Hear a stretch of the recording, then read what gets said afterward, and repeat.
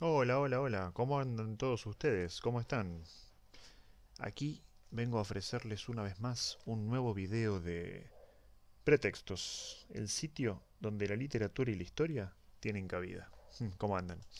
Bueno, hoy les ofrezco el comentario, ¿sí? Breve, va a ser breve, del segundo capítulo de A qué llamamos literatura, ¿sí? Bueno, en este capítulo me encontré con un panorama bastante interesante, ¿sí? En el cual se habla, se desarrolla también la historia de los géneros literarios, ¿sí?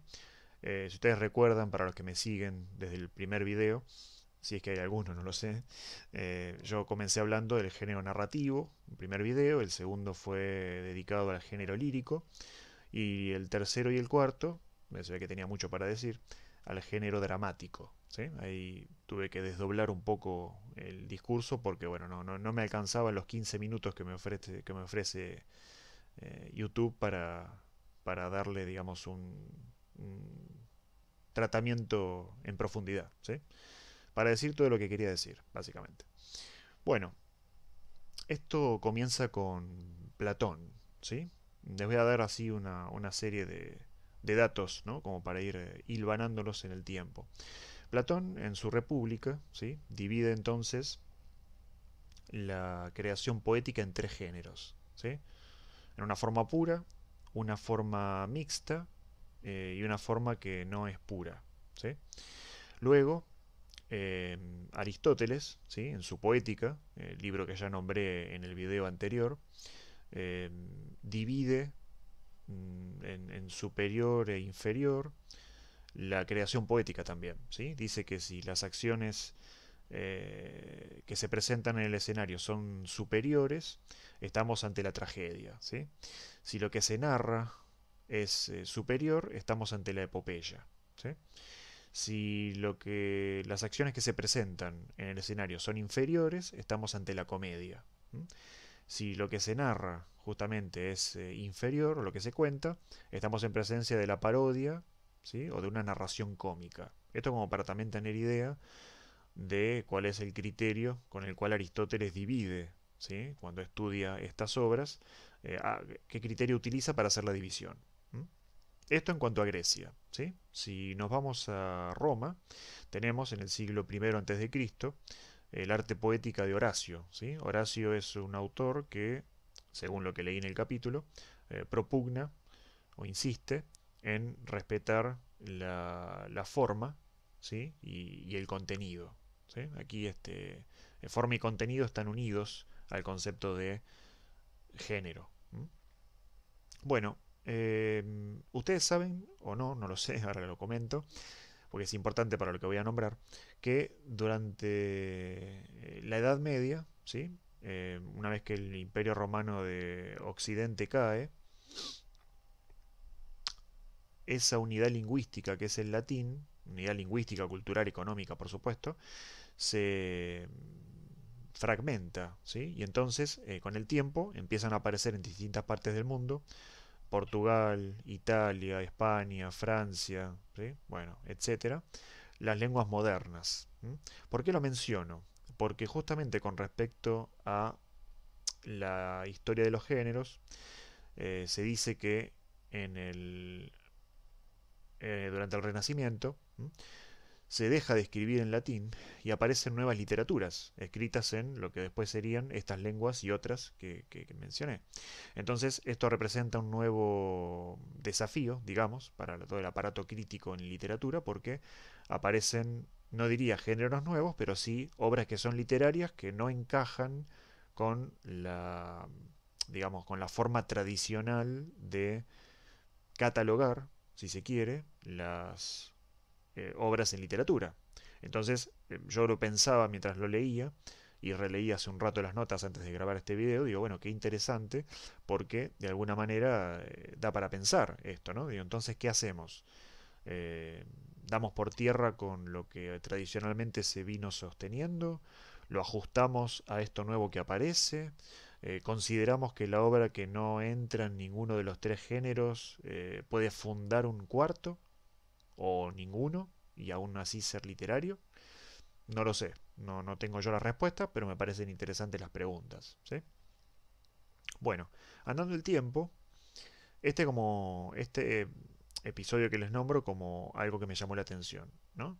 Lo segundo que me llama la atención es que durante el romanticismo aparece, por ejemplo, la figura del genio creador, ¿sí? Los románticos, si en algo se destacan, es justamente en que hacen sus propias reglas al momento de crear sus textos, ¿no? Y esto, de alguna manera, también nos lleva a un lugar, digamos, en el que se celebra y se promueve, ¿sí? Esta cuestión del hibridismo en los géneros, ¿sí? Y se atenta justamente contra la forma genérica pura. ¿Qué estoy diciendo con esto? ¿No? Traduzco al español el español que acabo de usar. Básicamente no les interesa respetar, como si en el neoclasicismo, que es anterior al romanticismo, las reglas, por ejemplo, de unidad de lugar, de tiempo eh, y de acción que proponía, por ejemplo, Aristóteles para el teatro, ¿no? Entonces el romántico se para frente a esas reglas y dice, no, yo voy a crear esta obra, que después veremos si es teatro o no es teatro, si es más narrativa que teatro, o de qué manera hago la hibridación, con mis propias reglas. Yo creo las reglas al momento de crear la obra, ¿sí? Eh, Me parece una postura bastante osada, bastante jugada, muy interesante, ¿sí? Y bueno, quería también traérselas a ustedes en formato del comentario para que lo vean, ¿no? Realmente me parece interesante. Hay una reflexión, o algunas reflexiones finales que quiero hacer con ustedes, que tiene que ver con lo siguiente.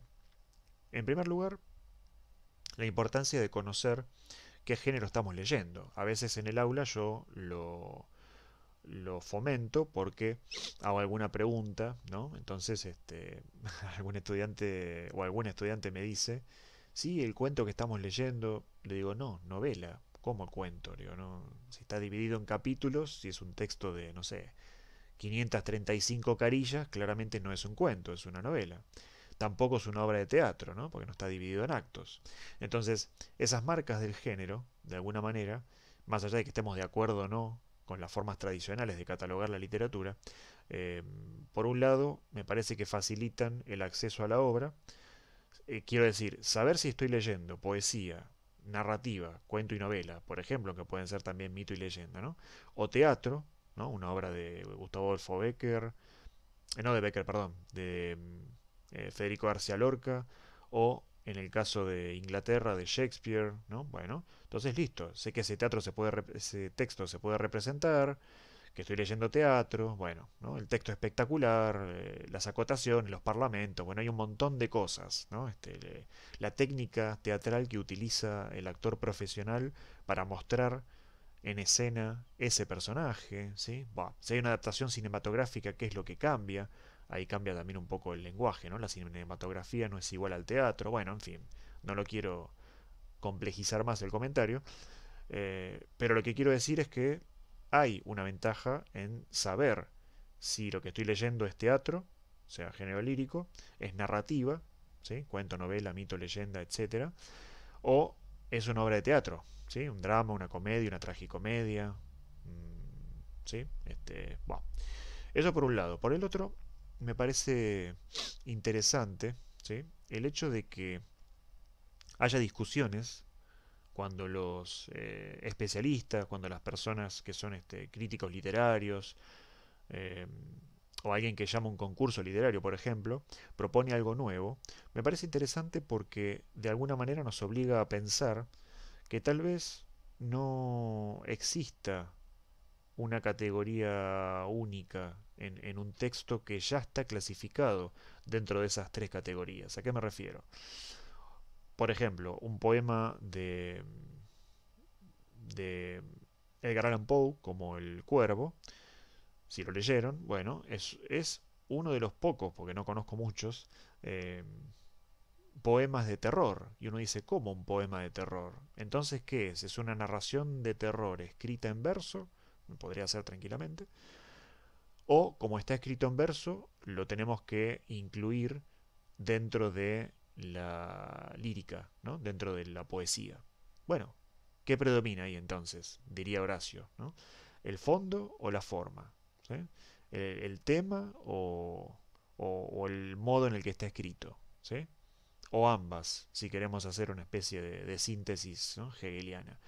Eso por un lado. Y por el otro se me ocurre otro ejemplo, ¿no? Durante el Siglo de Oro hay mucho del teatro, ¿no? Lope de Vega, Cervantes, etcétera, que fue escrito en verso. Y uno dice, bueno, yo pienso, ¿no? Digo, bueno, pero ¿cómo teatro escrito en verso? Sí, si uno va separando los parlamentos, se pueden medir inclusive, tienen métrica, ¿no? Los personajes hablan en verso y se contestan en verso. Entonces vuelve a surgir la pregunta, entonces, bueno, si está escrito en verso, ¿qué es poesía? No, en realidad es una obra de teatro escrita en verso. Pero ahí sí hay una hibridación, porque se supone que el teatro debiera estar escrito en prosa. ¿Sí? Y en ese sentido, para hacer otra combinación posible, si el teatro está escrito en prosa, ¿se acerca más a lo narrativo que a lo lírico? Si hay combinación de los dos géneros dentro del teatro, estamos hablando de una especie de pieza teatral que combina los tres géneros. ¿Sería algo así como pieza literaria total, en el sentido de que contiene todo? No sé, son preguntas que se me ocurren ahora formular, no sé si tienen respuesta. Tampoco sé si me interesaría responderlas, no soy sincero, pero está bueno estimular, ¿no?, el hecho de que podamos hacernos preguntas, ¿no? Me parece interesante. Bueno, voy a dejar aquí este video. Muchísimas gracias por verme. Deseo que estén todos muy bien. Y bueno, nos vemos en el próximo video. Ya con el tercer capítulo leído y por comentar para ustedes. Muchas gracias.